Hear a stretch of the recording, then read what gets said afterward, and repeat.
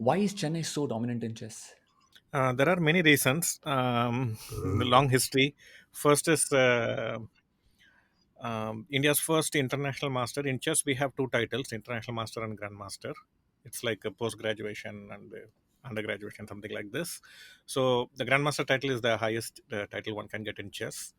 So India's first international master was Mr. Manuel Aaron. He's from Chennai, and subsequently this was in the late 60s, I believe, if I'm not mistaken.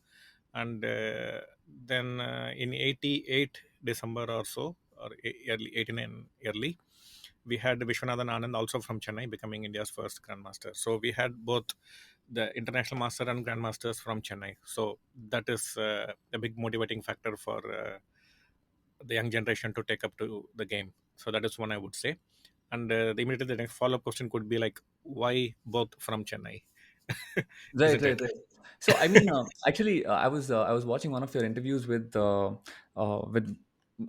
itself, and I think there before you started the interview, you were giving out these statistics of how many grandmasters there are in India, and the percentage of how many come from Tamil Nadu was also pretty significant for the country. Yes. And out of that, how many come from Chennai also was even more. Like, I mean, I think almost 60 to 70% were itself coming from Chennai, and then rest was Yeah. scattered around the state. So Yes. that was pretty. I mean, I think once somebody has seen success, I feel like everyone's kind of Yes. flocked to Chennai, and a lot Yeah. of institutions kind of pop up, and then that whole center Yes. becomes like. So Yes. Chennai is like So the Silicon Valley of chess. Silicon Valley of chess, you could say. So both these stalwarts they came from Chennai, so that gave a big impetus to the growth of the game in our city. And other factors I would say is the Indian Chess Federation, which is the governing body of chess in India, was for a very long time based from Chennai as well. So that also meant that most of the official events were happening in Tamil Nadu. So we had an active Tamil Nadu Chess Association, an active Chennai District Association, and an active Indian Chess Federation happening from Tamil Nadu. So all this contributed as well because back then chess was not a very popular sport, and in most of the districts, most of the states, the associations were not very fully functional, I should say. And even now, many districts they don't have a proper association and so on. So with a functional, efficient organization, it's easier to promote the sport. So I mean, it's always this weird cycle. I mean, for any sport to take off, you need like basic infrastructure and some associations and some events to so that people. Yes. But if you don't have that, it's difficult for even if I'm interested, Yeah. and if there are no competitions, and if there is no prize money or something like that, it's difficult for me also to as a player to be motivated to take up that sport. Yes. Yeah. For a player to grow, you need an conducive ecosystem. You need access to trainers. You need access to playing good playing conditions. Like if I want to be a cricket player, I need access to cricket stadiums where I can go and practice. It's not sufficient if I practice only on the streets. So I need access to stadiums, trainers, infrastructure. Like I need good access to good bats, all this infrastructure, everything, and also access to competitions, quality competitions. That's where we compete with others who are good and learn from them and grow in the process. Also, I think you also need to have you also need as a player, I think you also need to see a future, no? I mean, in the sense like let's say basketball or I don't know, some hockey, let's say. I mean, not very popular in India. You have to go to the United States, or in hockey I don't even know where you have to go to, like Mm. maybe Canada. I think Canada has a good hockey ecosystem. So if you don't see a future also, I think even if you're initially interested, you tend to kind of after 11th and 12th or graduation you'll drop Yeah. out and you won't really Yeah. pursue that sport. Usually what happens is like when people take up to sports, they start at very young age, probably 6 7 or 8, around that age people take up to any sport. But generally it happens as a hobby. We just love to play sports, we play some sport, and subsequently we may be fortunate to get access to training or some good infrastructure, some positive influence, and then you take it up more seriously, start competing in tournaments, and that is when you gradually become ambitious and look for an ecosystem.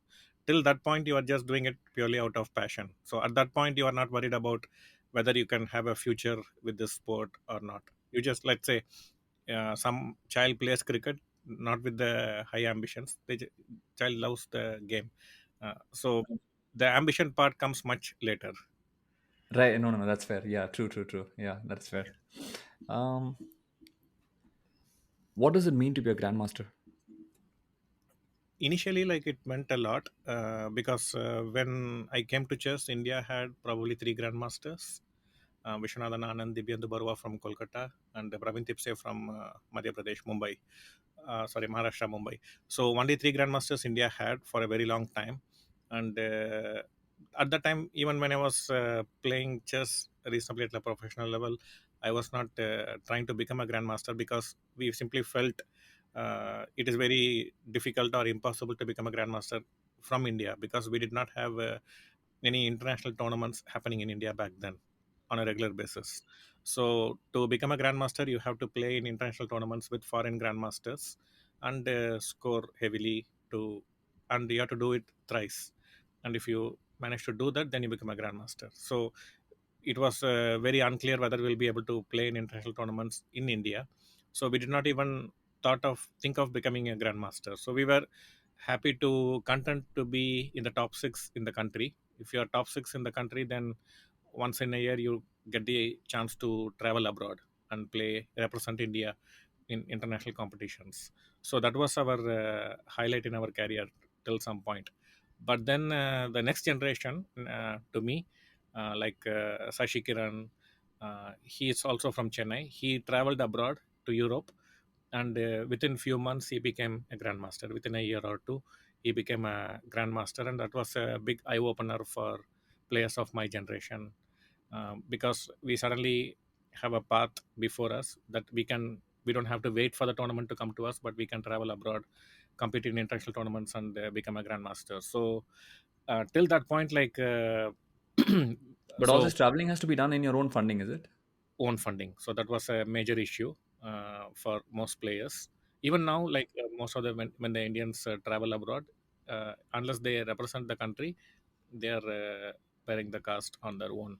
Yeah, So it's flight a tickets only. I think will be flight tickets only. I think will be 1L or something like that, and then stay, and then yes, food, and then trainer, and then yeah, yeah. it adds up pretty So fast. I think.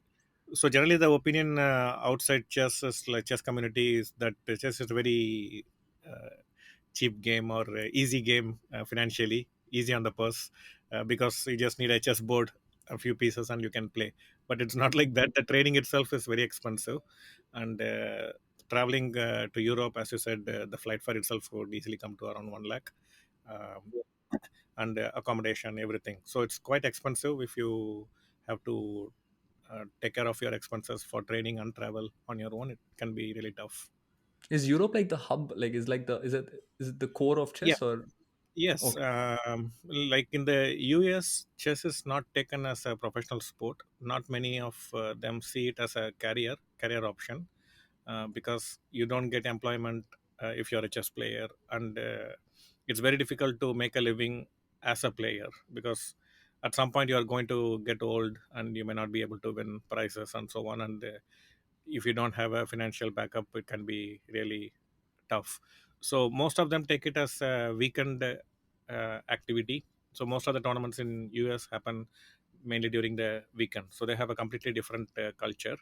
And in India, chess is taken very seriously by the chess playing community. They all have high aspirations. They all want to become grandmasters and so on. So for that, you need to compete in international tournaments, and that happens very often, almost on a daily basis. Like if you go to Europe today, we can find like three or four international tournaments happening where you can make these international norms. Oh, So really? most of the Indians, yeah. Daily, you're So saying, is it? Daily, there are yes, multiple. yes. So like there'll be a tournament happening in France or Germany or Spain, Italy, Greece, Austria, and so on. So in some country or the other, you're always having chess tournaments, and it's very easy if you are based in Europe to just hop around to the neighboring countries and keep playing. That's That what must be an that must be players an do. that must be an amazing life, right? I mean, if you're Yes, good at yes. if you're really good at chess, then you can just visit, Even a keep going to suitcase. different. It's like touring, I think. Like how Yeah. musicians tour for every. I think it's like that, no? Yes, yes. So especially if you're not married and young, uh, it makes it all the more easier. If you're married, then it's a different ball game altogether. Right. No, no, that's a very good point actually. Yeah, yeah. It'll be yeah, true, true, true. Um, Yes. you mentioned that international tournaments were not being held, at least when you were playing in India, at least not a Yeah. lot of them. what Mhm. what was there? Do you think that um, was that like a slow transition where slowly people started noticing that Indian players are doing well, and slowly companies started coming, or was there like this one moment where something happened and then now there was a flurry of activity and suddenly? It's a gradual change, I would say. But even now, in chess, if you see most of the achievements that we read about in the media, it is all happening outside of India. Like most of the players who are doing well, they are doing well in tournaments held in Europe largely, and or it is an online event where the kid is playing from his or her home. So it's either an online tournament or the tournaments happening in Europe that our players are making a mark, because we still don't have many big tournaments happening in India on a regular basis. We had the Chess Olympiad in Chennai a few months ago, last year, where we won the bronze medal. But otherwise, if you see, like, there are no big events happening, or most of the top players in India, like maybe top 10 or top 15 players in India, it is very hard to see them playing in India in action. So they're largely playing in Europe or playing online. So it's very difficult to see a player like Anand playing in India. Okay, what is the reason? Like, I mean, what do you think? Why do you think this is? Um, uh, Probably we have to bring in big private sponsors. Last few years, we have the Tatas. Uh, they are sponsoring a big event, but that's also a rapid and blitz event. It's like a T20 version of chess, you could say. And this event happens for 3 to 5 days. It has become an annual event in Kolkata where the top players also from abroad and also top players from India, they compete. So that is a one tournament where the top Indian players are playing, but that also in a rapid format, rapid and blitz format, not in the standard time control. So we need big sponsors to come in and hold mega events in India. That is still not happening on a regular basis. If it happens, it's like once in few years, suddenly some event pops up. So it's So mostly no like a money annual. problem, is it? Like, I mean, by private sponsors, you mean like so that the prize money pool is attractive enough for world I'm class not players? sure, because we have the top talents in our country. Like if you go to any European major tournament, we will see plenty of Indian players playing. And now in Europe, one major problem Indian players are facing is like there are too many Indians playing. No, no, So no. Sorry, I didn't mention about Indian players in the sense that was when you mentioned what is that, private sponsors, right? So was that related to like money, like prize money being the issue, where the prize money was not attractive enough for, let's say, European players to come in India and compete? no, Maybe I was India. coming to that. If you see, like the international tournaments that happen in India, they offer good prize money, very competitive prize money in comparison to tournaments happening in Europe. For example, a decent European Open tournament, we call it as Open tournament where anyone can participate. So in a decent Open tournament, I'm not talking about the big ones or the good ones. A decent Open tournament in Europe will have the first prize probably around 3,000 euros, which is like 2.5 lakh Indian rupee, which is not much. That's the first prize, and it's not heavy.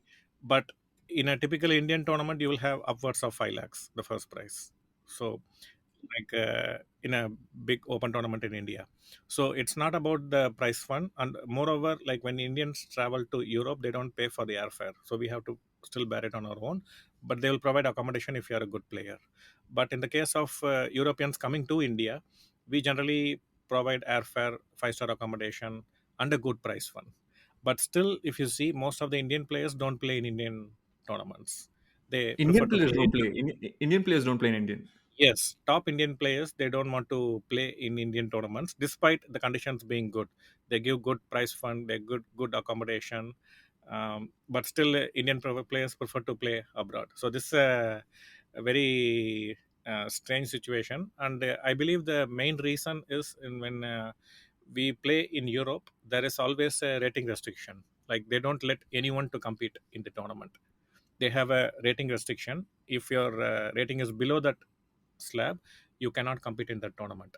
So that means the standard of the tournament is maintained above a certain level. But in most of these Indian tournaments I was talking about, there is generally no rating restriction. They let everyone play in the tournament at a higher fee. So suppose I am way below my ranking, then I can pay like a 10,000 or 15,000 rupee as entry fee and still play.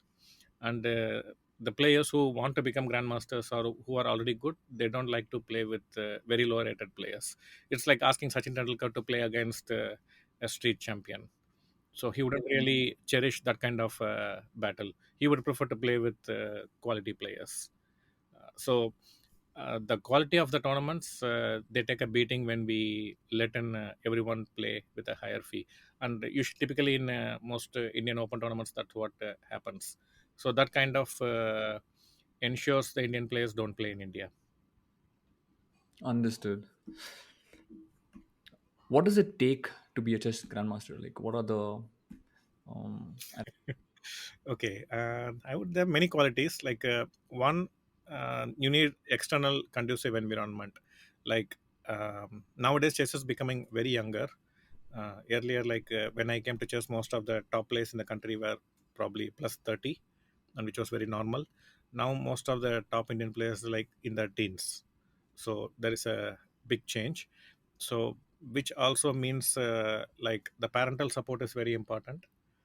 The school support is very important because there are some children who are studying in good schools, and the schools don't uh, permit children to be away from school for a long period of time. And as I mentioned, typically a professional chess player, he will play in France today, and a chess tournament usually goes for 9 days. So he'll play in France 9 days, and then he will go to Spain and then play next 9 days in Spain, then goes to Germany, plays the next 9 days. So he would like to play in a series of tournaments because it's expensive to go to Europe all the way, play a tournament and come back. So they would go and try to play 2 or 3 tournaments and then come back to save cost. So they will be away from school for a long period of time, and some schools don't encourage this. So support from school, support from parents, financial support, and also good access to training. If the player is trained by good coaches, he can make faster progress. So these are the external things a player would require. And even if we provide all these things, this does not guarantee that a player will be successful because there are some internal qualities required as well. The internal qualities from a player, I would say, one, passion for the game, because in any sport, things will not always be smooth. There will be some ups and downs all the time. And when the downs happen, it is our passion for the game that will motivate us to keep continuing, to keep putting the hard work at home to try to get better.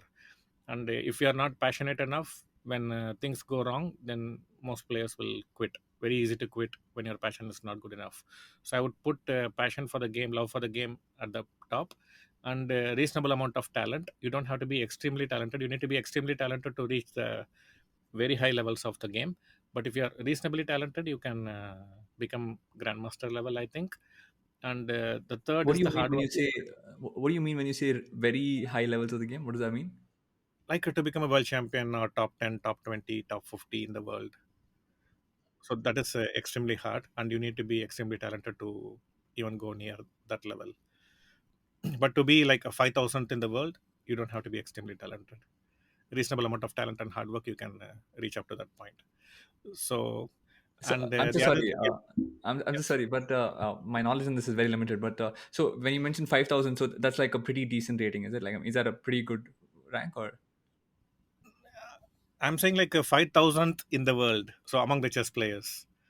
So let's say uh, like in Indian cricket, if we say if we are 10th in the world, so you can say we are in the top 10, but given the potential, we want to be the world champion, right? The expectation is much high from Indian cricket, isn't it?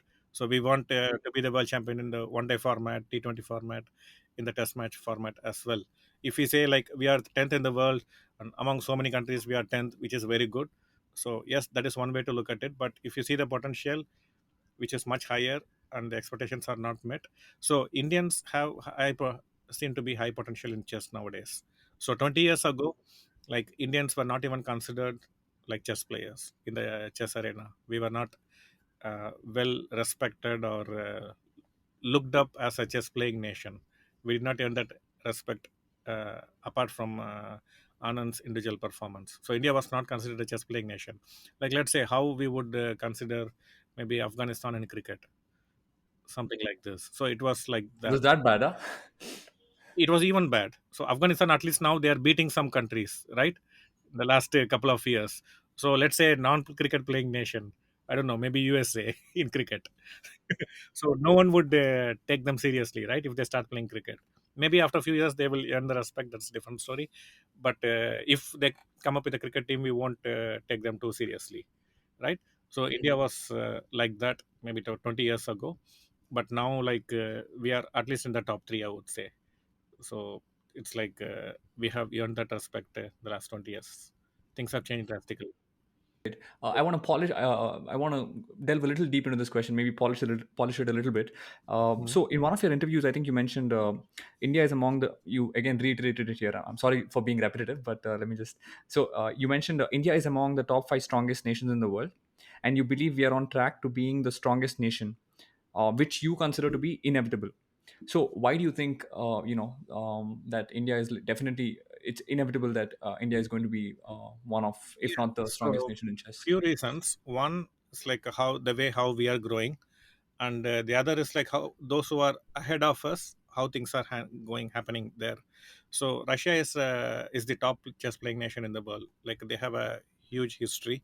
And before the Soviet Union broke up, Soviet Union was the leading chess playing nation in the world for like a century, you can say. And then when Soviet Union broke up in the early 1990s, it broke up into many small countries. And what happened? The players who have never traveled outside of Soviet Union for various reasons, they got the opportunity to go abroad. So most of them they went and settled in other European countries or USA and so on.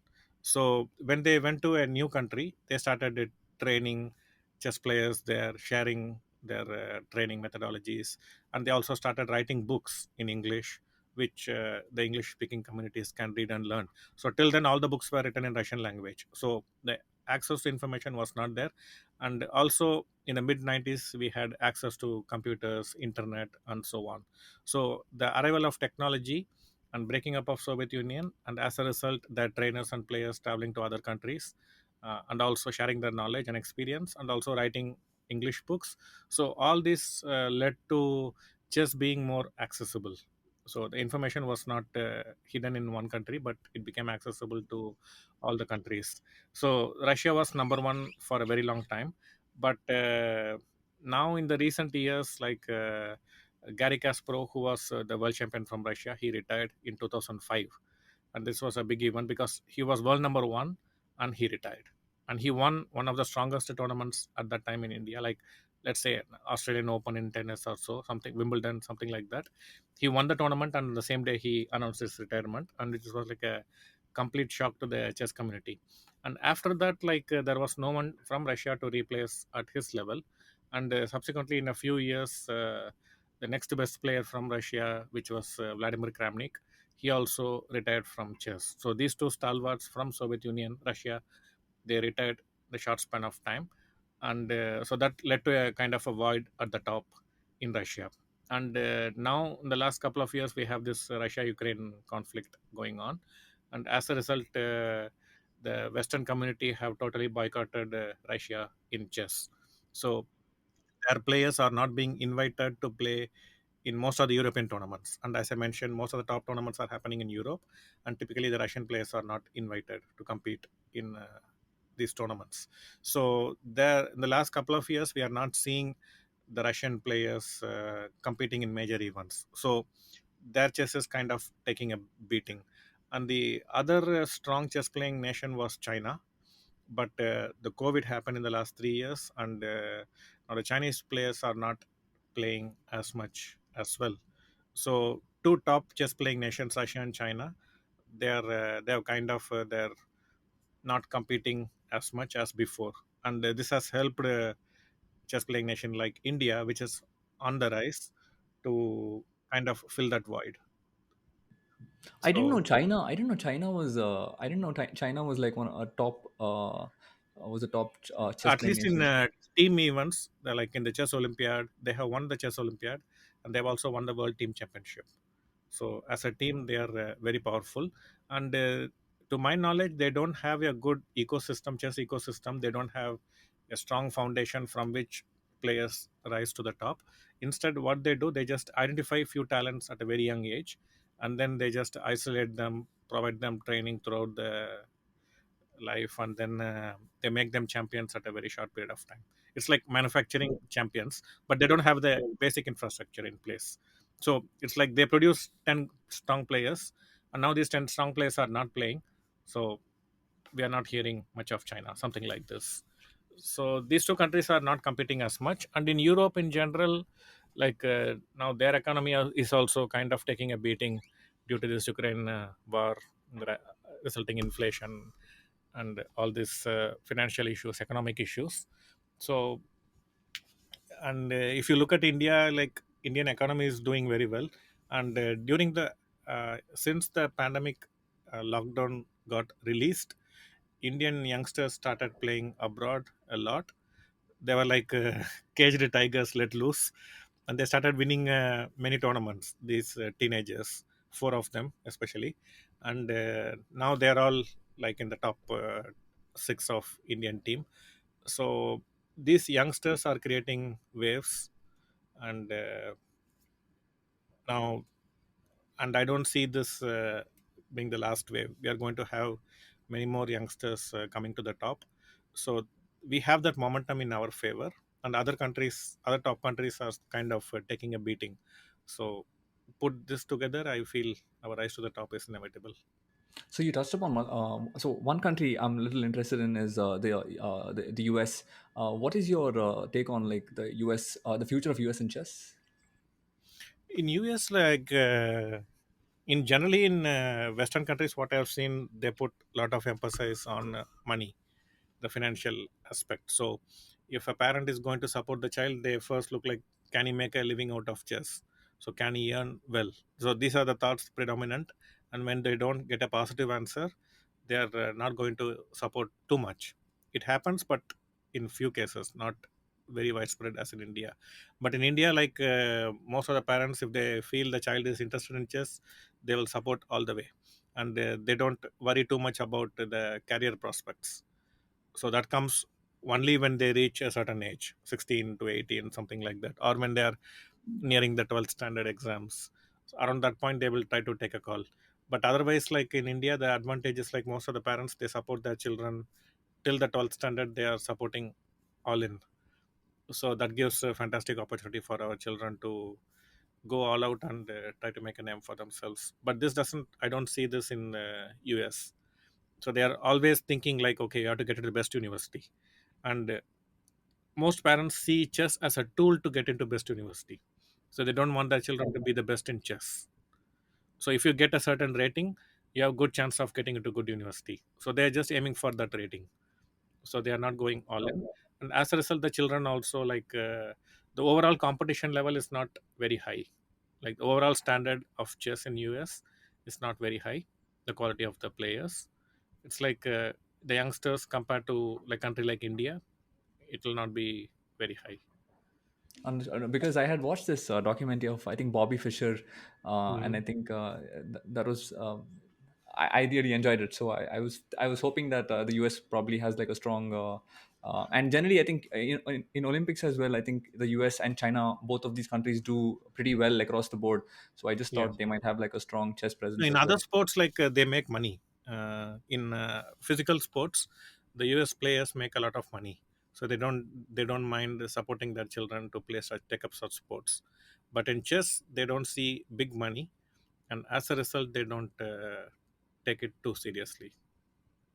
Okay, so lot of things to refine. So um,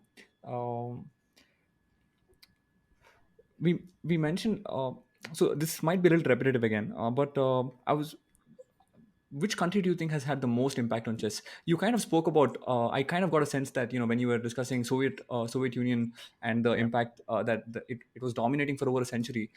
Yes. If you have nothing to add, feel free to skip this one, but is it fair to say that Soviet Union, or do you have other views on any country which has Yeah, had the yeah, most impact definitely, on chess? definitely. Soviet Union had the biggest impact on chess as a sport. But the thing is, like during the Cold War, which was against the USA for almost a century. They were largely trying to make an intelligent population. So they wanted to be better than USA in every field, and for that they felt like if you have an intelligent population, then we can produce better citizens who will succeed USA in every arena possible. So they found chess as a tool to make an intelligent population. So they introduced chess in schools. They taught chess free. They created many clubs where people can go and play. So back then, like everyone in Soviet Union knew chess, everyone practically. So and they were reasonably good, so they were playing all the time. So the improvement techniques, everything, they were being refined. And as a result, almost all of the world champions were coming from the Soviet Union. And that's when in the 1972 peak of Cold War, Fischer went to Soviet Union. He learned the Russian language, he bought Russian books, he studied the Russian books, and bet the Russians in their own game. So that's why it made big news back then. Who did he beat though? Spassky, Boris Spassky, Oh yeah, Spassky. in Yeah, 1970. Yeah. Fischer right, Spassky was a big event back then. right. Actually, Soviet, I think Soviet Union has had like a lot of impact in general, right? I mean, not only I think in chess, but also I was just when you were talking about all making an intelligent population. I was thinking about the books also, their contribution, like literature and novels, and even in music, Yeah. classical music, Yes. opera, etc. Soviet Union in general, I think, has had a maybe not today, but it has had like a very rich history in general in Yes, I mean culture, they were the etc. top two nations. They were competing for the best place, so they were like world number one and two, USA and USSR back then. So they were the most powerful nations militarily, economically, politically. So and almost all the nations in the world were in either of the camps. Like India was in Soviet Union camp, Pakistan was in US camp. So most of the countries, they have to pledge their allegiance to either side. So you cannot be like neutral, and that's why Switzerland was a neutral nation. They did not have their own army, and they did not take either side. Even though they were predominantly West, they did not take a open position on this. But all the other countries, they had to choose a side, either this way or that way. So they both were extremely powerful nations. So I'm not surprised, like they have influence in all aspects of our life. Even in, if you go to any offices, government buildings, you will see the lifts are Russian company lifts, or ACs are Russian company ACs. Like 20 years ago, till Indian economy opened up, like before around the 19 till 1995 or so. So India was heavily reliant on Soviet technology. Now that you say all this, it's I feel it's a little sad that today you don't get to hear only the only thing you get to hear about Russia is only bad things. I mean, either it's war Yes. or it's some bullying No, with like some other country. Western propaganda is very powerful machine. When you have Yeah, BBC, Washington Post, CNN, they are not yeah. Russian. Today you don't get to hear any. I mean, their influence on pop culture, not only chess but also in anything significantly pop culture or like music or literature. There's nothing, like, I mean, it's completely wiped out. It's really sad to see such a country which produced so many great things and now today is nowhere on the world stage. I mean, not nowhere, If you see but all James Bond movies, typically the villain will be a Russian, right? Russian, yeah. KGB Russian, like they're trying to nuclear bomb the whole world, and James Bond in the last minute he puts the green switch and saves the world. Right. How in Indian movies, all the like generally all terrorists are like from Pakistan or the villain is from Yeah. Pakistan if it's a spy Yes. movie. Like Russia is like the default villain for any Hollywood. Yeah, yeah. Yeah. So it's a bit sad. Yeah.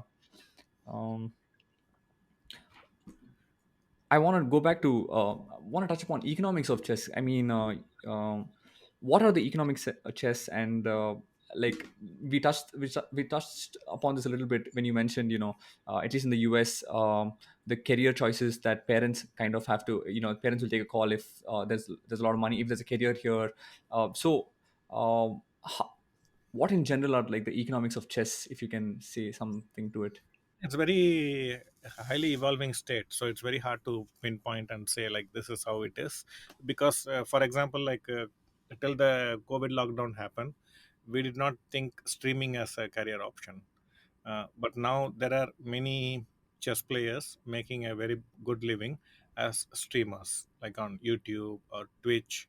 So they have this, I'm so and in sorry. also, I'm so sorry. Just to can you just tell us, like, when you say streaming, so they stream their own matches, or they give commentary, or they play against others it and they happens stream. like So typically like they when big tournaments are happening around the world, they are all streamed live, like the games are shown live. And all the big tournaments now, they have a commentary team, which was not there before. Like in cricket, we have the commentary team when the tournaments are happening. So for most of the big events, they are covered live on internet with video commentary. So people are providing live commentary, 3 4 people sitting in different countries, they are providing commentary in different languages. So there is a large internet audience for chess. Online presence is huge after the lockdown. And there was also this movie, Netflix series, Queen's Gambit. Queen's Gambit, yeah, yeah. Yes, and that was Netflix top serial for some time during the lockdown. And that ensured like we heard like the chess set chess board coins sales was like maybe 5 6 times more than normal during the COVID.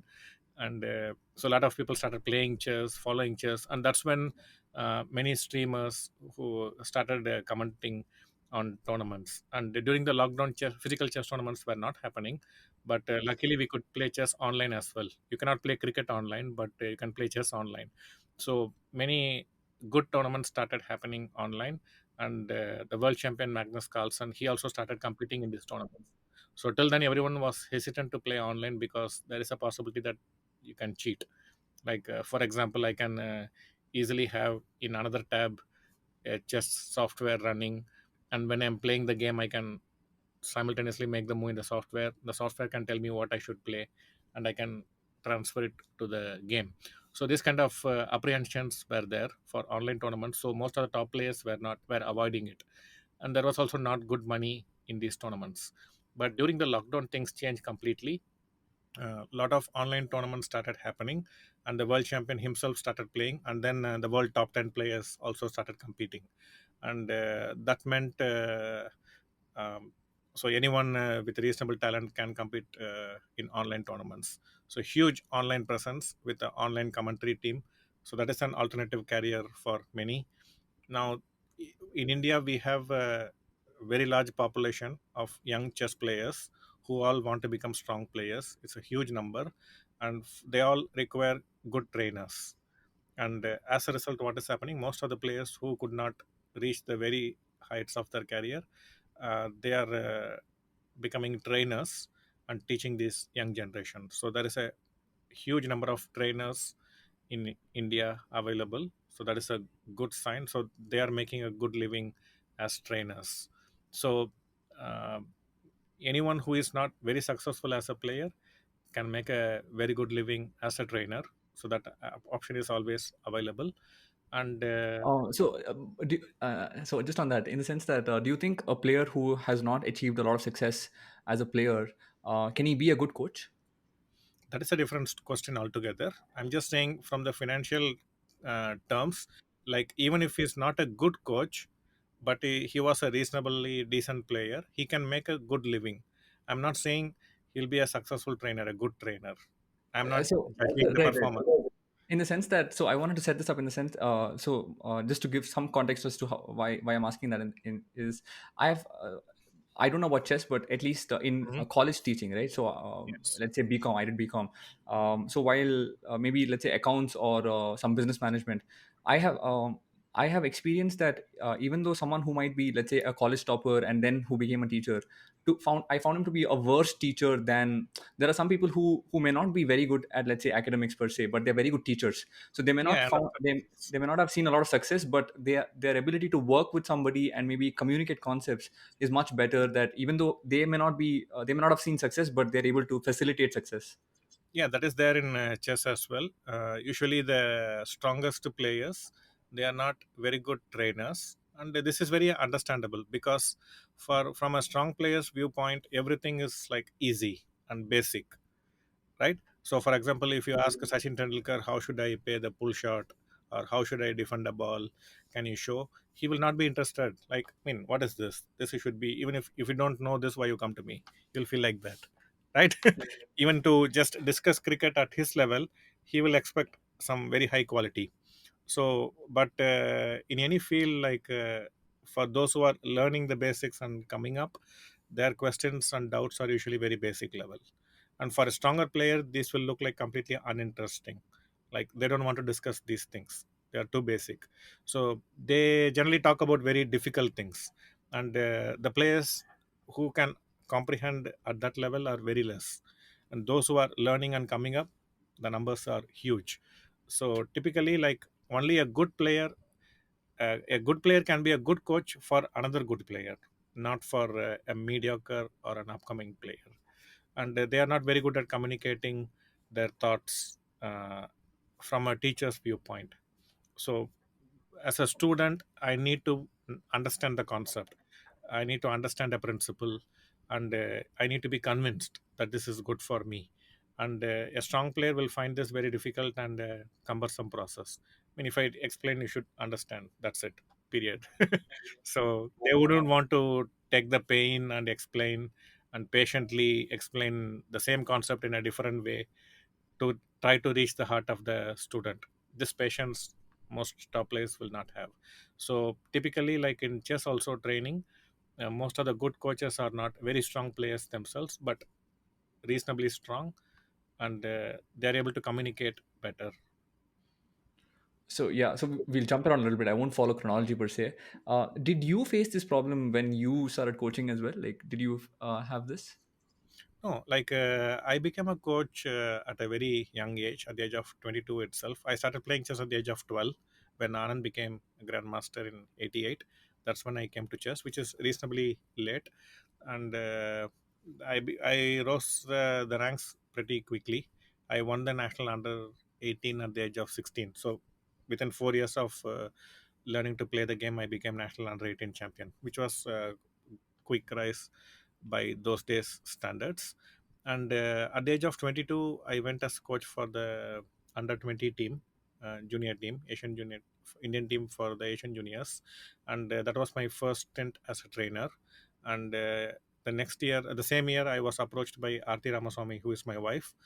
I was approached by her parents to uh, have a started to train her, and in the next year she won world under 18 championship. She became a world under 18 champion the very next year, and that was a huge result for me as a trainer and for her as a player.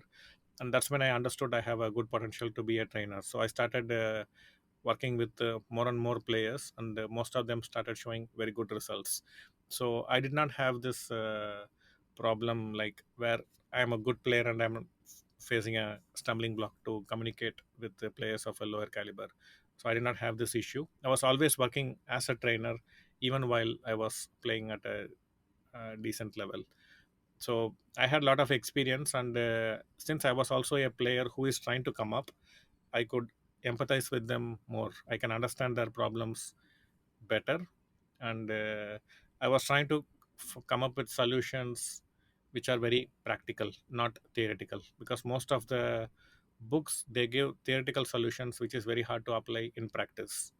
And so being a player and a trainer, I try to come up with practical problems which they can easily implement and come out of their problems they are facing. So that's one of the reason I feel I was better as a trainer. You mentioned you rose through the ranks pretty quickly. I think at the age of 16, you won that tournament. Forgot the name of the tournament though, but you won that tournament. Why do you think that is? Do you think about like why you were able to quickly? Oh, one, I would say, was reasonably talented than my compatriots, and I had a lot of confidence. Um, at that level, even if you are not a better player, but if you are very confident, that helps a lot, because most teenagers they have confidence issues, they have a lot of self doubts, but What I kind did of not have confidence any. are we talking about here? I mean, what does that confidence mean? I mean, is it like can you give an example Yeah, of so like like the image you have about yourself, that you are competent, you are good, or you are bad, you're not good enough. So many youngsters, like they come with very high ambitions, they want to become world champion and so on, And then after a few years of playing, they when they realize it is not as easy as they imagined it to be, there's a lot of effort required and it is very competitive. Most of them they don't raise their bar, they don't raise their effort. Instead they start doubting themselves. Maybe I chose the wrong field, maybe this is not for me, maybe I'm not good enough, maybe others are better than me. They start comparing themselves with their friends and feel inferior. So and also, like, when you don't work hard, then you are not learning much, and when you don't learn much, you are not improving. And when you realize you are not improving, then that also puts a lot of doubt in your head. So most children, they have especially the children who are not spending enough time and effort into their improvement, they will start getting doubts very early. like like let's say if two children start playing cricket, one child is practicing every day, the other child is playing once in a week. When they play in a same tournament or same match, you will already see, right, the difference. Like the one who is practicing well, he will start playing better cricket.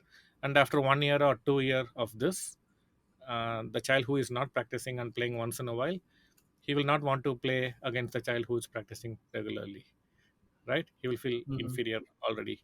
So this feeling comes to many young players because of their poor work ethics and poor learning ethics. And so in my sense, I was reasonably a good hard worker, and I had reasonable amount of talent and a lot of confidence. So I rose very quickly, I would say.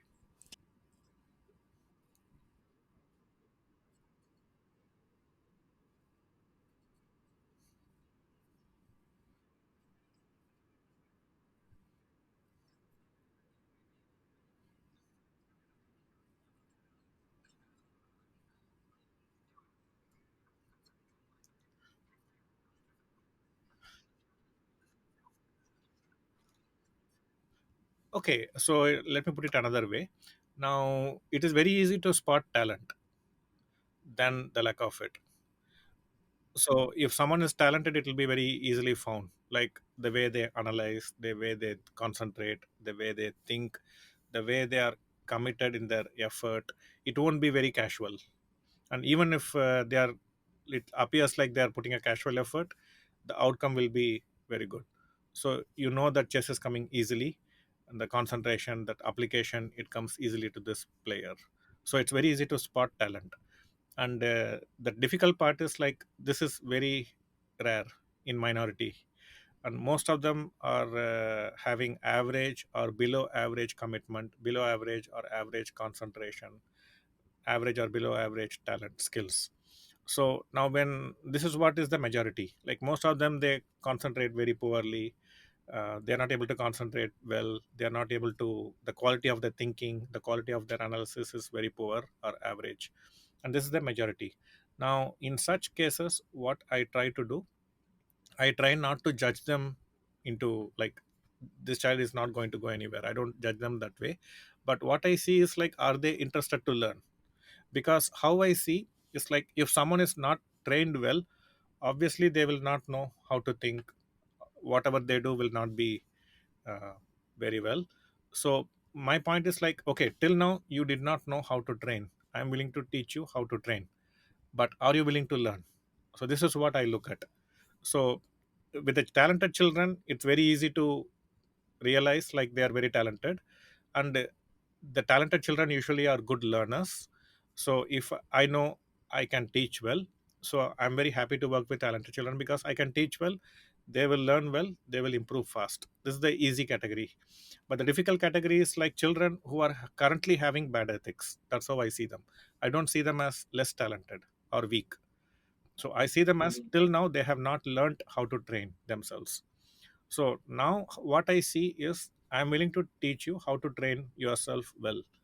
So are you willing to put that effort to learn this process and apply it and become a good player? So that application from the child and that commitment to learn and get better, is it there or not? That's what I try to see in my students. I basically look for three things when I work with a child. One, the passion for the game. As I said, like, when things get tough, most easiest thing is to give up, saying, like, I'm not good enough. but to persist you need to have passion. So to cross over the difficult times you need passion. And the second thing is the hardworking ability. Is the child willing to put the effort to learn? Now it's not just in terms of hours but also the quality of the effort. So they should really put that effort wholeheartedly to learn the game. So that kind of effort is the child willing to put. This is the second thing I'm very interested about. And the third is, it is very much possible a child is very much interested in chess and puts a very sincere good effort to learn, but the child is a poor learner, or at least from my side, from my way of training. So when I train, the child is not able to learn as much or They're not as able to well. pick up these concepts and all, is it? They're not able to Yes. retain Yes. concepts. Yeah. So sometimes, like, you tell something and then they don't understand it, and then you tell in a different way, they are still not getting it. And for them, like, why it happens is generally like our own inhibitions. For example, let's say I'm trying to teach a batsman to bat, and I'm saying, like, when a bowler ball, say a bouncer, it's like coming to your head at a very high speed. Now the human instinct will be to duck, right? Just to save your head, let the ball go. Right? But if you are aggressively inclined, you can try to hook shot the ball to a six, right? That is a good opportunity because the ball is coming at a very high. You don't have to take it higher. You just have to find the gap. Even a small placement with that pace, it will go to a six. I just have to dare to show my bat to the ball, right? Not worry about missing the ball and hitting my head. So this is a human uh, concept, like the psychology of the individual concern. So if I'm really scared of the fast coming ball, then I won't learn how to play a hook shot well, because it is not the technique that is difficult. It is the inability to overcome my inhibitions, my own fears. Like, if I'm afraid of a fast coming ball to my head, then I am not going to learn the hook shot well. So it is my fears preventing me from learning something. So if the child has too many inhibitions to learn the game, then even if they are passionate to learn and willing to put the effort to learn, they are not going to learn well, because they are always going to be afraid, like, to do the things which they have to do. So they will That only want fear to will do stop things. them, no? Yes. So also, like, the likes and dislikes have a very huge influence, and these are the things which most of the trainers don't understand. So for example, like, if I give you two dishes, and let's say I give you vanilla and strawberry ice cream, and say choose one. If you like vanilla, you will choose vanilla, you will not choose strawberry, right? Because the human nature is to choose what it likes, and when it chooses what it likes, it also means we are discarding what we don't like. Like, you are saying no to strawberry when you say yes to vanilla, right? So similarly, in chess learning also, not just in chess learning, in my view, in any learning, our human tendency is to shift towards what we are comfortable, what we like, what we perceive to be good, and what we perceive to be we are good at. So in those areas only our mind will uh, take us. And when the learning has to happen in other areas, I won't be very keen. So I will say, like, okay, I don't like this, I'm not good at this, I don't want this. So this no will kick in. And in a team event, let us say, if there is someone who is good in pace bowling, he can do that. Someone is good in spin bowling, he can do that. Someone is a good wicket keeper, he can do that. Someone a good batsman, he can do that. So collectively everyone can meet the requirements of the team. But in an individual sport like chess, you are the only person who has to handle everything, all kinds of situations. Some situations it will be very risky, very complicated. Sometimes it is very boring, very quiet. And sometimes we call it as end game. It's like a very peaceful kind of play. So you have to be good at everything. Now the human nature is either you like this or you like that. You either like complications, taking risk, or you want simple quiet situations where there is not much risk. So human nature will be like moving towards one of this. So the talented ones, the fully committed ones, they have the ability to learn things which they like. They also have the ability to learn things which they don't like. So even if I don't like to take risk, the good ones, they will learn to play the hook shot despite their fears. they will have the mental toughness to overcome that fear and learn to play that shot. And when they learn to play that shot and they practice often, very often, so that they are able to overcome that fear, and then they become good at it. So this kind of thing most human beings cannot do. Their fears and likes and dislikes, they will inhibit their learning. So what I look at is, as I said, passion for the game, to interest to learn, and the effort. So interest to learn, I judge by the effort they put. They have to put good, intense, quality, sincere effort to learn. And the third is the outcome. Are they having good learning skills? Are they that by which are they able to overcome their inhibitions to learn? So this learning ability I see as a very important aspect.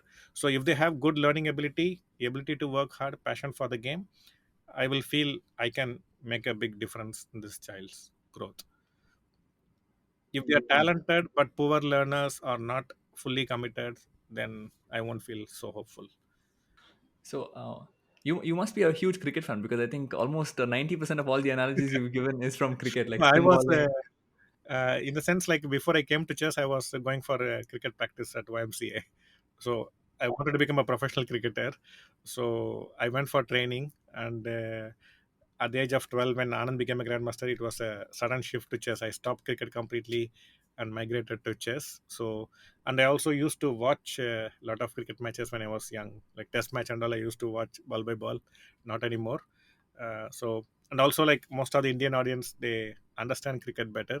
So when I'm talking to non-chess community, I try to give examples from cricket. I've also heard one more story, I think in one of your other interviews, where a ball hit your head. Is Yes, that a true yes, story, or yes, okay? yes.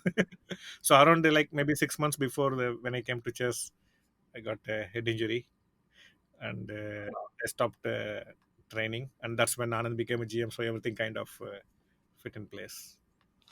How much time do you take before you choose a child? I mean, before you select a student, like, is there like a time limit that you have, or? No, there's no time limit, or I don't assess the child before I take them as my student. So there is no screening process.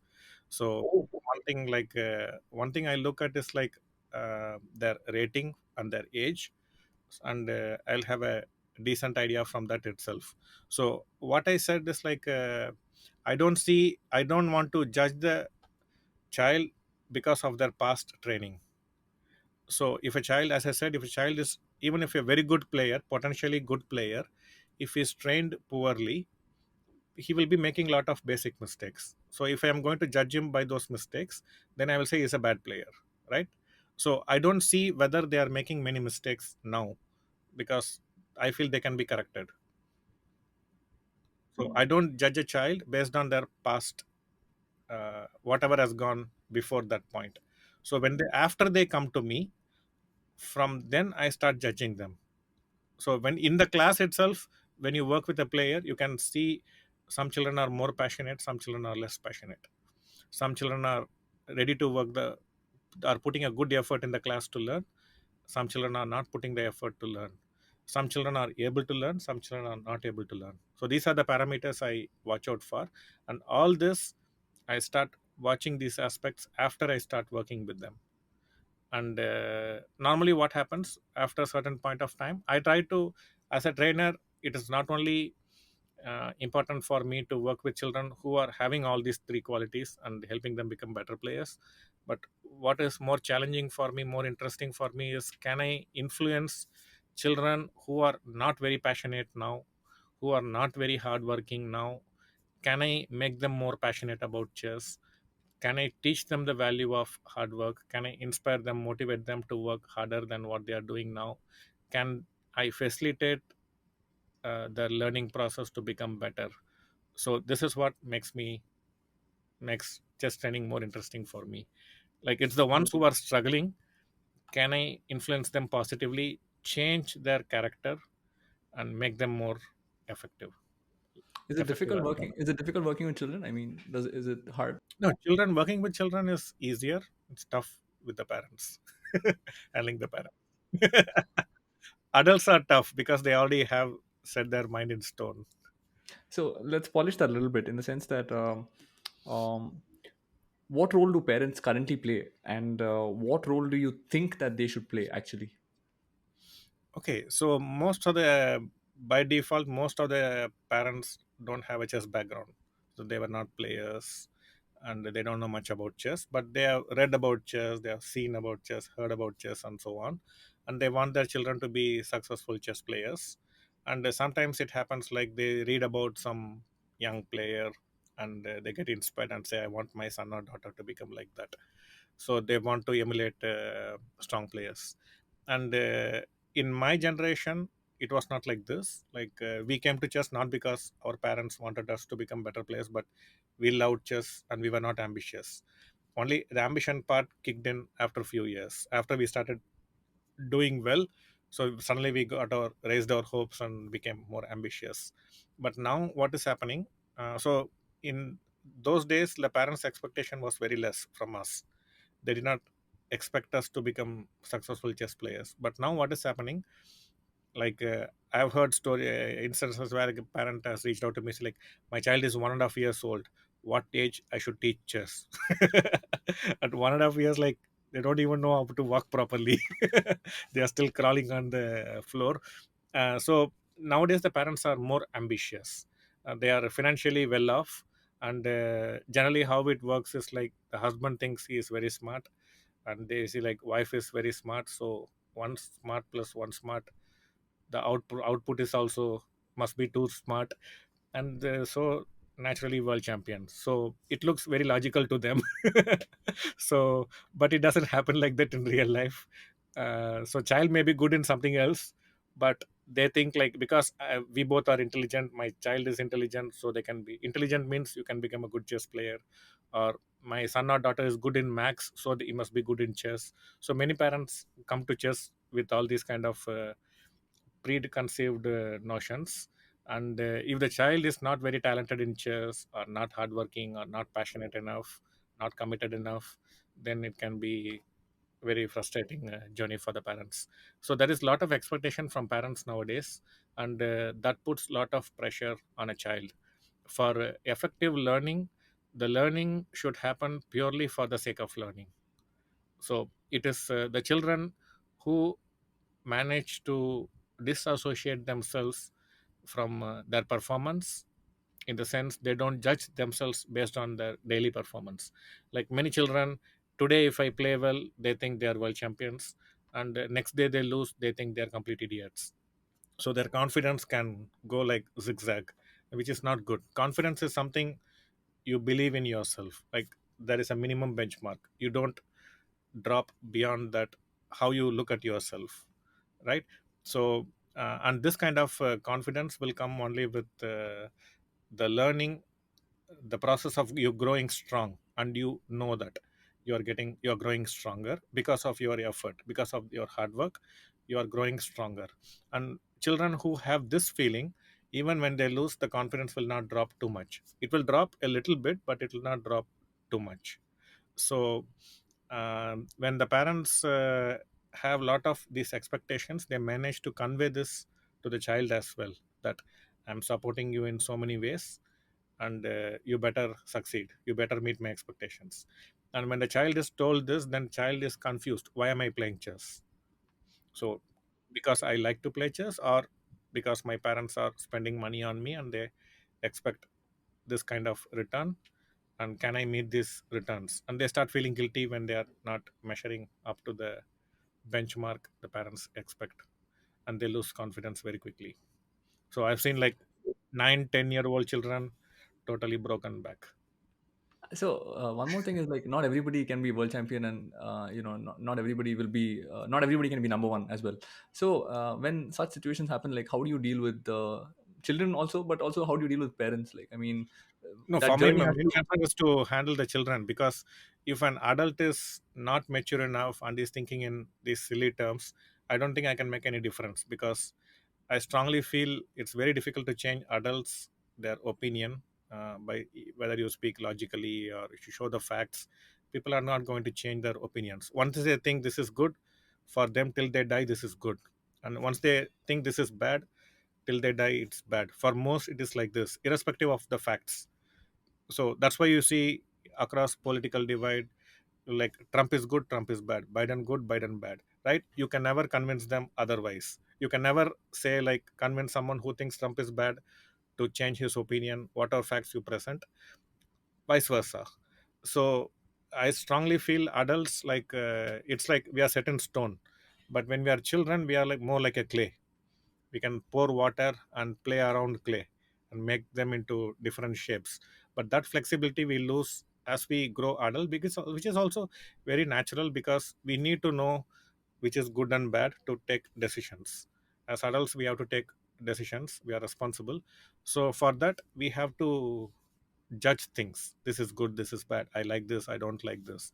But once you set your mind like I'm good at this, I'm bad at this, I like this, I don't like this, then whatever things you think you are bad at or you don't like, you are not going to learn those things and change. So learning happens when you are able to change your opinions, and if you are not able to change opinion, we are not going to learn. So we can only observe facts, but we are not going to learn, and because the change is not going to happen. So I don't try much with the parents to try to convince them to change how they are treating their children. It's a losing battle. But if I get an opportunity, I would definitely put the effort, but my expectation will be very, very minimal.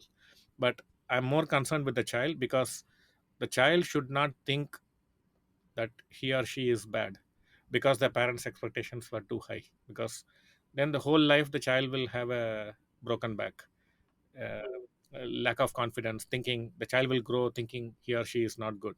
So I try to focus mostly on the children, and in my training I also try to go into the lot of psychological aspects, how to handle others expectation.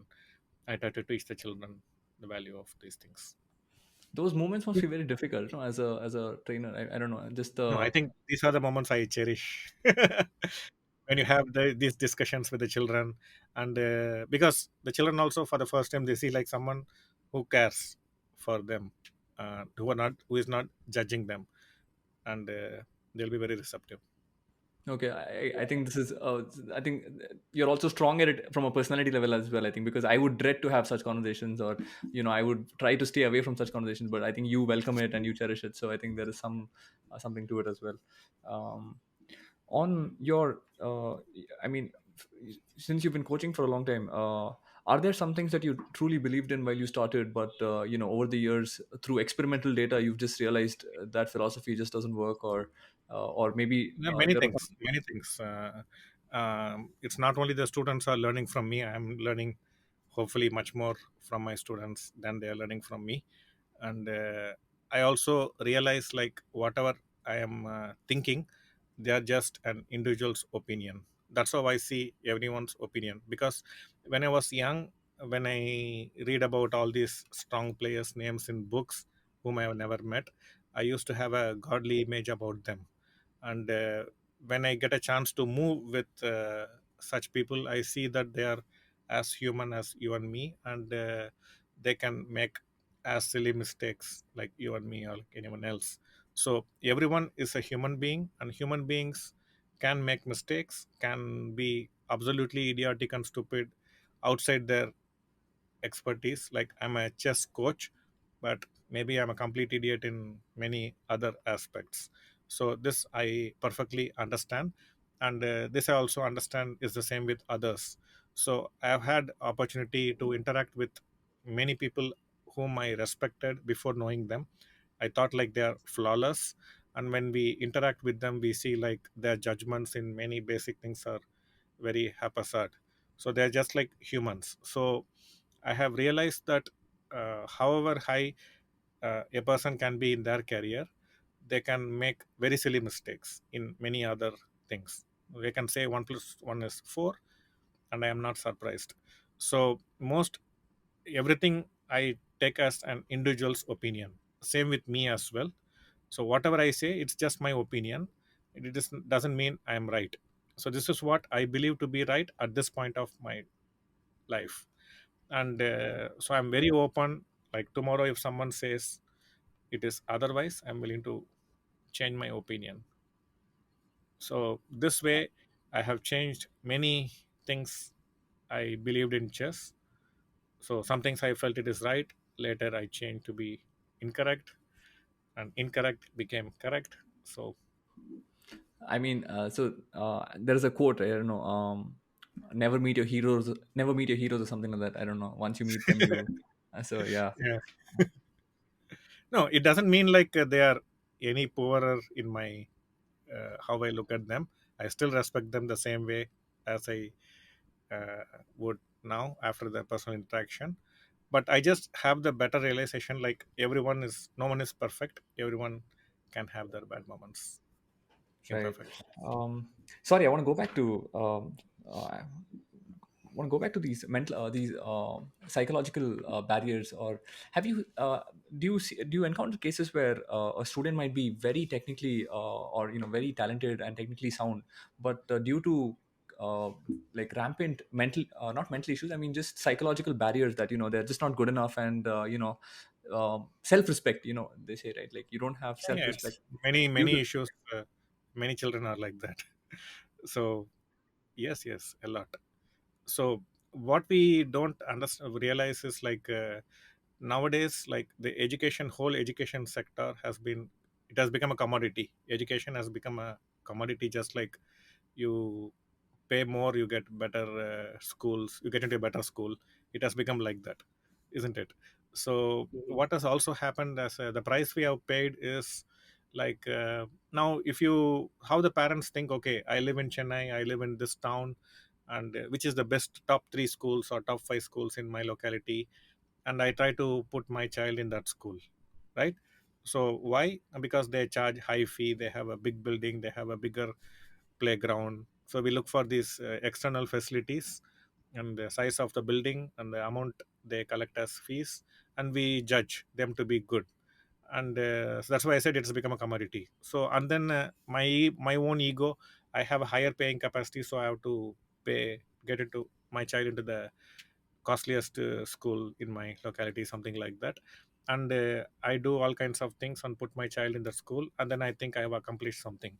And we don't care about the ethics of the teachers, the teaching abilities of the teachers. Maybe a teacher in a government school has better teaching qualities and convey teachers better, uh, and we won't even know. And in these days it's very hard to judge, go to every school, talk to teachers, and judge them. So but basically, like, everything has become very superficial in my view. So from that sense, yeah, yeah, so I feel like the whole education thing has become commoditized, and the quality has taken a beating. And we put all the children in same classroom, thinking everyone has the interest to learn all the subjects that is being taught, thinking every child has the same capabilities to learn from the same manner it is taught, isn't it? Like, there are 40 children in a classroom, the teacher, biology or history or max teacher, is teaching the same way to all the 40, which in my view itself is not correct. Because like I work with like 15 children in a group.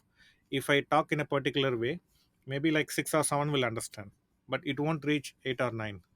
So I have to observe, like, is everyone understanding as a teacher? And when I observe, I should notice, I should have the capability to identify, okay, these children are not paying attention, I don't think these children have understood what I have said. So I have to ask them, like, can you explain back what you understood from my teaching?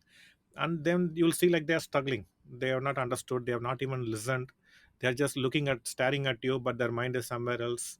So a good And teacher here, should be able I mean, to sorry, but here, identify I mean, these things. 40 if you're lucky. I mean, because in my classrooms and all, we had over 90 people and sometimes over 120. In my PUC, in my 11th and 12th, we had more than 100 people in our class. So 40 is like if you're very lucky. No, it is like how it is like you go to a city center, like in a European country, you'll see city centers, and there'll be some birds coming, and they throw grains, right? And there'll be people who are selling these grains. You can buy a packet and throw, and suddenly a lot of pigeons will come and eat.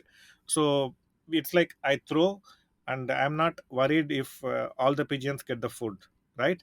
So I'm just saying, let the smart ones eat, like, and the not so fortunate ones not eat. It's not my concern, I've done my job. So training has largely become like this, like, I will teach in a particular way, and whoever understands, you're lucky. Those who did not understand, it is your mistake, not my problem.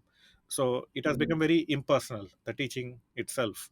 So in a larger classroom, it's very hard to like pay attention who is concentrating well, who is learning the concept, who is understanding the concept. And if a child is not able to understand, if the child is not showing interest, some children may not like history class, some children will love history. So um, similarly, like in chess, when I teach in some topics, some children will be interested, some children will not be interested to learn that topic. And now I can say like, this is good for you, you are not interested to learn, so you don't listen, I don't care. Now you are listening, I will teach to you. I can take this approach. This is very easy, and this is what most teachers do. But I think the role of a good trainer is to try to convince those children who are not interested in history, to explain why history is interesting, to explain why it is good for them to learn history. So in my view, the definition of hard work is not just the quantity of the work, it is also the ability to learn things which you don't like, which you find it difficult currently, and you put the good effort to learn those things as well. So in my view, this is one of the definitions of hard work. So it is not only learning things which you like or which you find easy to learn. So because then there is no hard work involved, right? I'm just doing whatever I'm comfortable doing. So I think teaching should not just be a profession to make money, but you have to make a difference, and you have to really help the children who are struggling to learn for no fault of theirs. So how we can play a positive role there, I think that is what makes a good teacher. So, with the while teaching them chess as well, I kind of feel that you act also as a therapist to these children. I don't know. I just get that feeling. Do you have to pick all that up on the job, or I mean, do you have to? Do you do? I don't know. Do you talk to? I don't know No, I whoever don't talk to. to psychologists and all. Okay, I because I was struggling a lot when I was a player. I had many psychological issues because I thought I'm a hard worker and I'm not improving. And suddenly you start doubting your effort. Despite putting your effort, you are still not getting good results. What is the point of working hard? So you start doubting the value of hard work. Why should I work hard? Am I good enough? And suddenly you get a good result and you again get confused. So now maybe it's the hard work which I did long back, it is helping me, or I'm just lucky. So you get a lot of doubts as a sportsman, because you are seeing ups and downs very frequently, and everything is very confusing. And if you don't have a mentor or someone who has experience, who has gone through these things to talk to, and they don't give a good perspective, it can be really confusing and frustrating. So as a player, I was going through and I was had many questions for which I had no answers. I immediately looked around myself and see like everyone is in the same boat. Everyone has questions and they don't have right people to guide them. So that was already an inspiration for me, like, why can't I be that person who can help all these players with similar issues? Yeah, so I have the experience struggling myself as a player, and so I can empathize with them. And I also am very keen on psychology and how mind thinks, how mind works, and how we can influence them positively. So I'm very interested in this whole thing. And chess is a psychological game, so they both fit well together. Right. Um, what do you remember most from your travels to competition? I think all over India. Okay, I've spent at least 2 years inside a train. Yeah, I think I've heard this one before. Yeah. Yeah. So like in Chennai to Calcutta will be like 36 hours back then. Chennai to Delhi 32 hours, 34 hours, something like this, one way. And so you go one way and come back. One trip itself like 2 3 days. Did you So like train journeys? I actually hate going on trains. So I no, we really don't mean, have a choice. And my philosophy is like, you don't have to like everything. Uh, Everything you experience, everything doesn't have to be a pleasant experience. Then we have to be on the drugs all the time. So uh, every experience we can cherish, even unpleasant experiences we can still cherish, and we can still enjoy those moments, even the difficult moments. So that's my philosophy. So There is nothing for me to hate in a train journey. It is only like whether I'm capable of enjoying a train journey or not capable. That's how I see. So I want to see myself as capable in enjoying a train journey as well. So uh, I don't sleep all the time during a train journey. Only at nights I will sleep. During the daytime I'll try to talk to, like, usually we travel with other players, so we'll be playing with them, cracking jokes, singing songs, playing antakshari or playing chess. So always spending time with friends, and or otherwise you try to pick a conversation with a stranger, fellow passenger, talk to them, or just enjoy the beauty out there. You see, India is such a huge country. You will see all kinds of topography, people in their natural environment. So it's very inspiring. So I enjoy all these journeys. So I've traveled a lot. So I like I enjoy all kinds of cuisine, different cultures. Very stimulating. What is besides Chennai? What is the hub for chess? It used to be Calcutta back then. That was the only place where we had international tournaments earlier. But my pleasant memories were in Tutukaran. Like there is a factory, Spic factory. Um, I don't even know what they produce. Maybe some chemicals. So that they used to organize an annual event every year in their campus in Tuticorin. It's a port, and so there, like, everything you'll have a library, you'll have a canteen, you have many shops. Everything is well organized. It's a very organized layout. So that's the first time I have seen such well planned layouts in my life. So they left a very strong impression in my mind. So every year I used to look forward going to the Korean this tournament. That's the best place I like in India. I'm so sorry, but this Kuttukuran, where is this though? Tuticorin, Tamil Nadu. Tamil Nadu. Okay, okay. Yes. Fair enough. Um, what was it like for you when you would go to Europe or other countries? How were you feeling mentally? Because I think in one of your other interviews as well, I think you spoke about how there was a sense of inferiority that you would feel, not maybe not you, but in general, uh, when you're looking at these countries, these Yeah. simple things like more clean countries than India, right? Like just the environment being much more cleaner. Can you speak a Yes. little bit about that? Yeah. So when I traveled to Europe, it was first time I was 16 years old. I went to Germany, and coincidentally I'm going to Germany tonight and to the same city. First time I traveled to Europe was to Germany and the city named Dusseldorf, and tonight I'm again going to Dusseldorf for the second time after all these years. So when I went there, like, the whole place is clean, the people look beautiful, very fair, very healthy, and rich. So I used to feel very inferior, like, why is our country dirty, why our people are not so beautiful, why we are not so educated, why we are not so rich. So I used to feel very bad and inferior. But then soon I realized, like most friendliest people are Indians. Like in India you can just go to a stranger and say how to go to this place, and they will immediately show you the way. But it's very hard to have that kind of conversation in Western countries. like uh, like I have felt like many times, like, when I've approached many people, like when I'm lost for direction, like when I say, can you please help me, like they will think I'm begging and they'll just turn away. They're Because not very approachable, is it? Like, yeah, very hard for me at least. Um, so I understood, like, it is easier to be around with the friendlier people who don't judge you. Yeah, so that inferior feeling I used to have.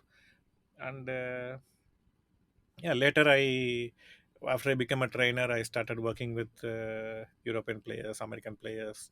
I understood them better, and slowly this feeling kind of went down drastically. understood. Can you talk about the British Championship that you won? I think in 2002. I've heard this story before, but two things shocked me. One was So two things shocked me. One was that no one congratulated you after that tournament, apparently, after Yeah, the 2002. So that was the first part. That wasn't that shocking, but the second thing which really spooked me was apparently that was the last time that was held where I think Indians, but anyone else could compete. And I think after that they made that only yeah. Britishers or people from England could compete in that tournament. So Like, back then, in the British Championship, like typically in a national championship, only the people of that nationality can compete. For example, in Indian national championship, only Indians can play. Non-Indians cannot play. But in a British Championship, they have all their past colonies. Like there are 52 or 56 countries they had colonized, so they were put together as Commonwealth countries. So any country, any nation belonging to this Commonwealth, even after the independence, can compete in British Championship. It was like that earlier. So the Indian team in 2002, we competed in the British Championship. I was one of the participants, and I won the tournament. And we were staying our when the British players knew that we are coming, because we were like five grandmasters and me. I was not a grandmaster at the time, so five strong grandmasters and me are coming to compete, and all our expenses are being paid by the government of India.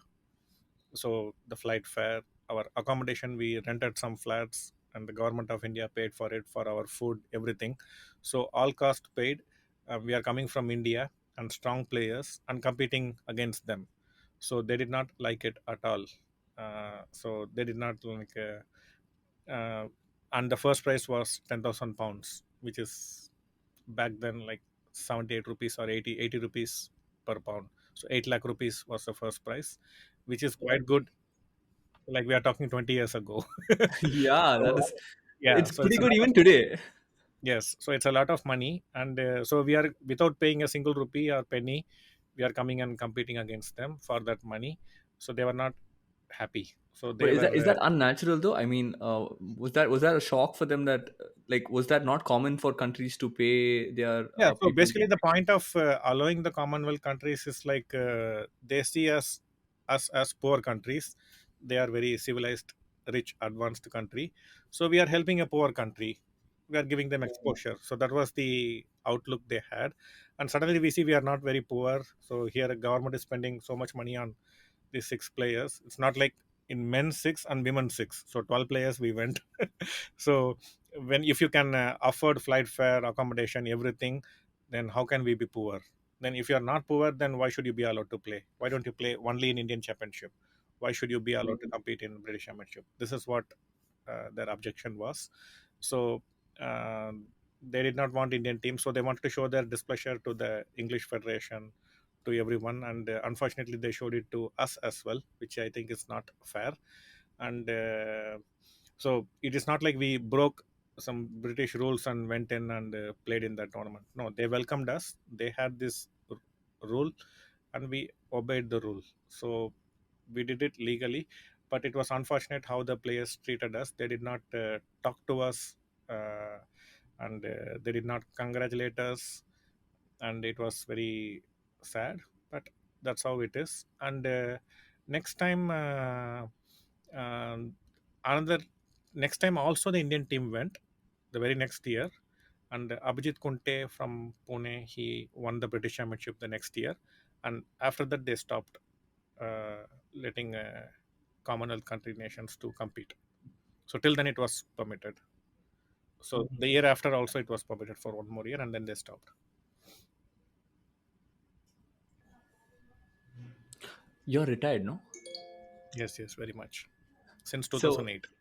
since 2008, Yeah. can you walk us through like what made you like when did you take that step to finally retire from the sport?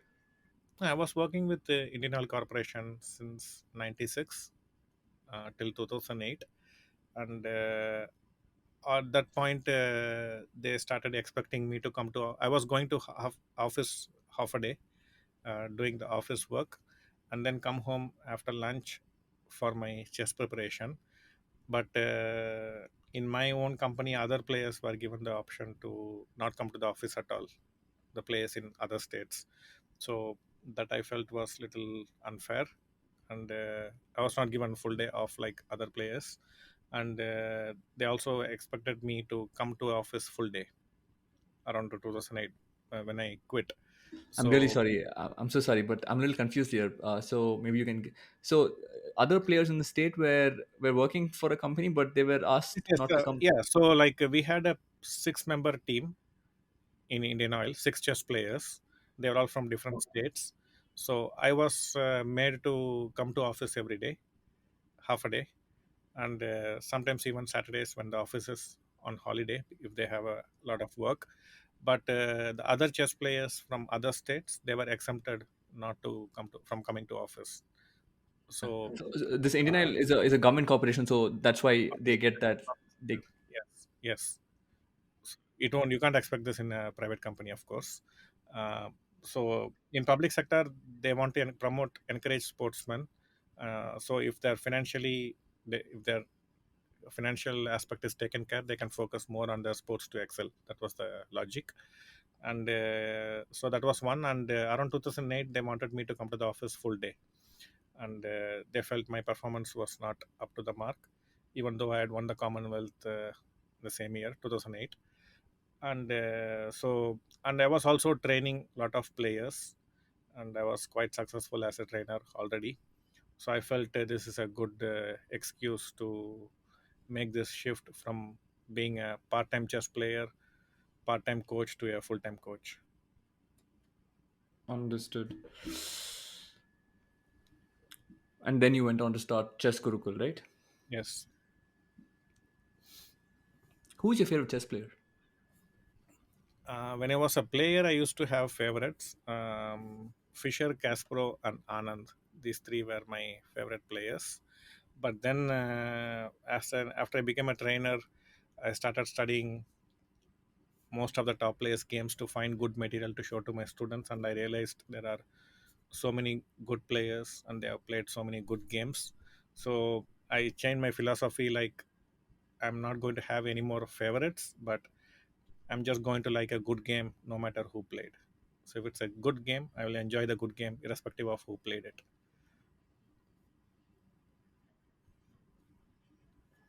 So I don't know if you have kids. Would Yeah. you want your kids to take up chess and be grandmasters themselves? I have two children. My daughter is 17 years old, son is 12 years old. And my daughter was playing chess from the age of 10 to 12 and a half or something like that. And she became reasonably good at it. And then the COVID happened and she had to stop, and then uh, went out of chess and focusing on studies fully now. So now she's not playing anymore. But I've been a trainer also. Again, I know the impact of judging uh, has on a human mind very well.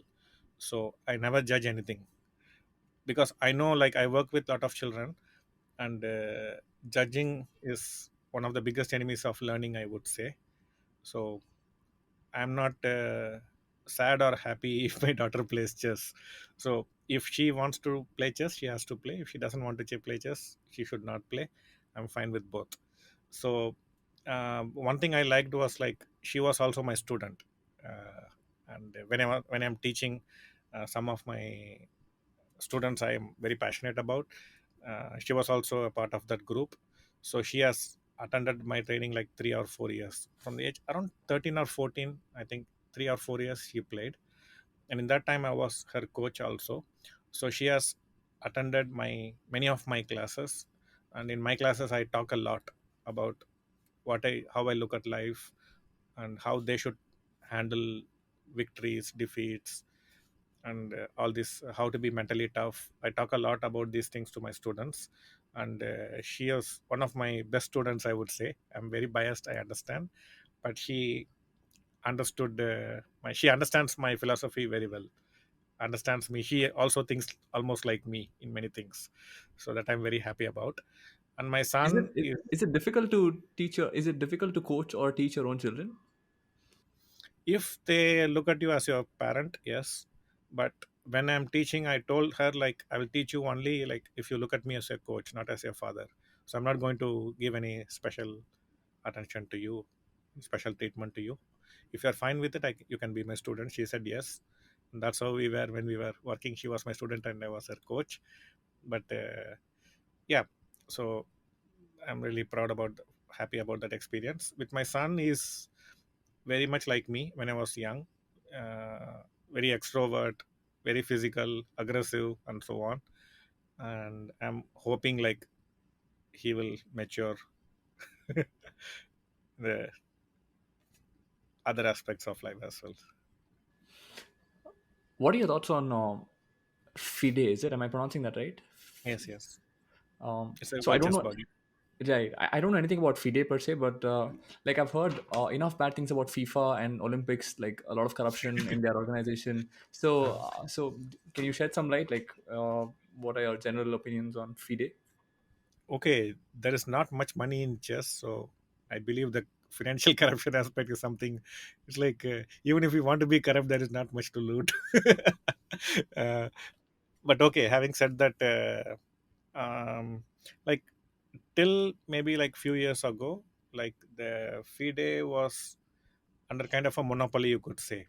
Like one person was the president for 20 or 25 years, and when he left, another person came and he was like the president for 20, 25 years, the same team. So when you have the same team, and when they are not very creative, when they are not very passionate, and they just want to fill the chair, then things can become very stale, no creative ideas, and things will just happen on their own inertia, on their own momentum.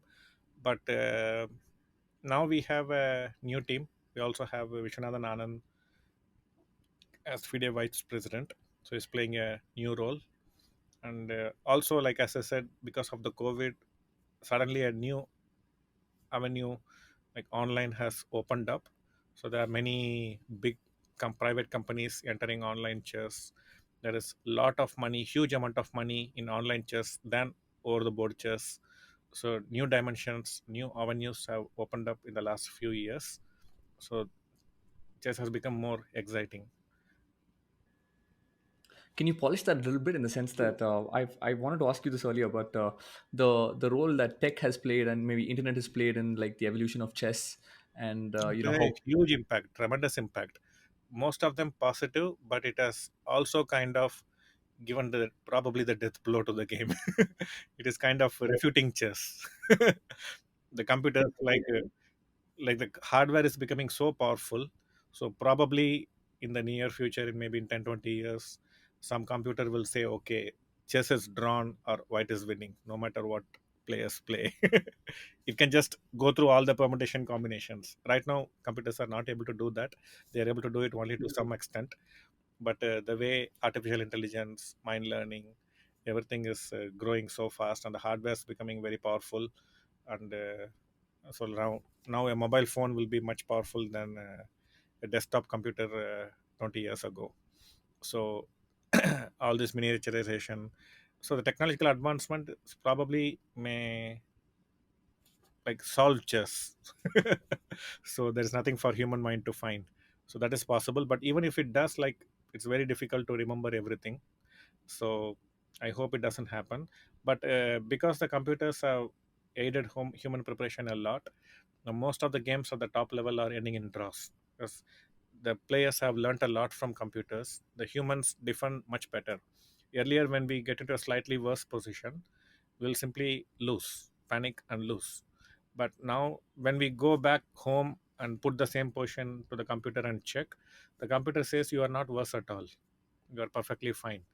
And then it shows many ways to draw. And then we realize, oh, it's all in my mind. I think I'm worse, so that's why I'm worse. But my position is not worse. So when humans realize this, they are defending much better. So they are not giving up that easily, as was the case before the computer era. And also, the computers calculate much better.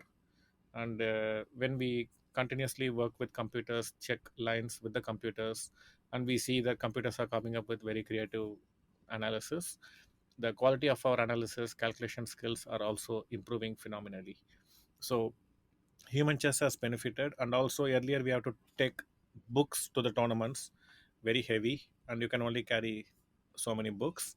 But now you can take a laptop and you can carry as much information, so the information access is readily available, easily carryable. And also you can watch tournaments happening all over the world sitting at home. So the access to information which was not there earlier, only it was in book format. So those who can buy these books, they'll have a big advantage over those who don't have these books. And in India there were no chess publishers, so most of the books were imported and sold from one or two shops in whole of India. So those who can spend the money, go to that shop and buy the book will have a big advantage over others. But now anyone sitting in a village also, you can have all the information you need in your computer. So the technology has played a huge role. So it has broken all the barriers, I would say. Do you use a lot of do you kind of Yes, use yes, tech while using like training with yes, your okay, yes, okay. a lot.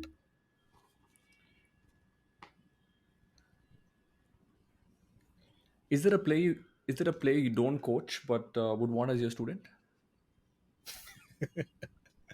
I would want all good players to be my student, but it also depends with whether they want to me to be their coach. No regrets. How do you keep your game sharp? Like, I mean, like not to be rusty, or is there some things that you No, do that I'm totally rusty. Like if I play with like even young kids will beat me left and right. So I don't consider myself as a good player anymore. But to be a good trainer, that is not a basic requirement, I believe. Like if you understand chess well, I I respect a lot my chess understanding, but my calculation skills are not very good. So that can be easily compensated with technology. So I can always refer to the technology wherever the technical requirements are there. So basically, for a trainer, you have to be able to teach chess in a way they can learn. So that I think I'm good at. you've had a long coaching career? What is something you want to accomplish before you die or you retire? One Dronacharya Award. I've What is that? applied thrice. Dronacharya Award is given to best trainer in India across sports. It's not just for chess. So the government of India they give awards for sports trainers. So I have applied thrice. I have not got it. So I would very much want to see that in my kitty if I can, if I am deserving, and that is one. And yeah, right now I am working a lot with students in Europe, and there are some projects I'm involved in. So I hope I can make a meaningful difference there. And third, I want to see my student Pragnananda as a world champion. How many years do you think you'll continue doing this? I mean, do you see a what is the No, I upper don't limit? I see mean, myself as a trainer few years from now. My initial plan was to retire by the time I was 45, but now I am 40, nearing 47, almost 47 now. So maybe 3 more years, I would say. After but that, I don't see why is that? myself I as mean, a trainer. in the sense that, like, does age play a difference in like how, No, like, does it's it not affect the your ability age. to? No, I still feel I'm one of the best trainers in the world. So I don't have any doubts about my capabilities as a trainer. Um, but I don't know, like it's like how to say, the world is becoming more and more materialistic, and children coming to chess nowadays, they are coming not because they love chess, but because they want to be successful. They just see it as a means to become popular, something like this, or earn money, something like this. So it's not fun teaching people who don't enjoy chess. So I would like to work with children who love chess just for the sake of it. That is becoming very rare now. So you will continue to teach chess, but not at the level where it's getting very material. I Yeah, mean, probably like I will restrict myself to very, very small circle. I'm already going in that direction. Yeah. You remind me. I mean, you give me this picture of this philosopher, who's abandoning city life, and who's abandoning this No, I all think these. it makes perfect sense, because if you value something, you don't want to dilute that, isn't it? Like, let's say you like to drink whiskey, and I say I'll put some coffee in whiskey or some Horlicks in whiskey and say drink. Now you'd say I don't want that, right? And it's perfectly natural. But if for you, like, you just any drink is fine, then you'll just drink it no matter how it tastes. But because of this approach, have you had to pay like a materialistic price or something like that, or do you not worry about um, such things in Okay, general? I'm a lot into Hindu philosophy. So I used to be very materialistic earlier, and I used to think like black and white like everyone else. But when I started reading more about these things and think a lot about these things, and I have tasted money, I have tasted success, I have tasted fame, all this which normal people are aspiring for. So I used to be like that, and good for me. I tasted all this at a very young age. So I've tasted success, money, power, control, all this, and I don't see much value in them. So it's very easy for me to show my back to those things. I think on that note, Ramesh, thank you so much for taking the time on this afternoon. It was Yeah, lovely having you. Thank my you so pleasure. much. Thank you.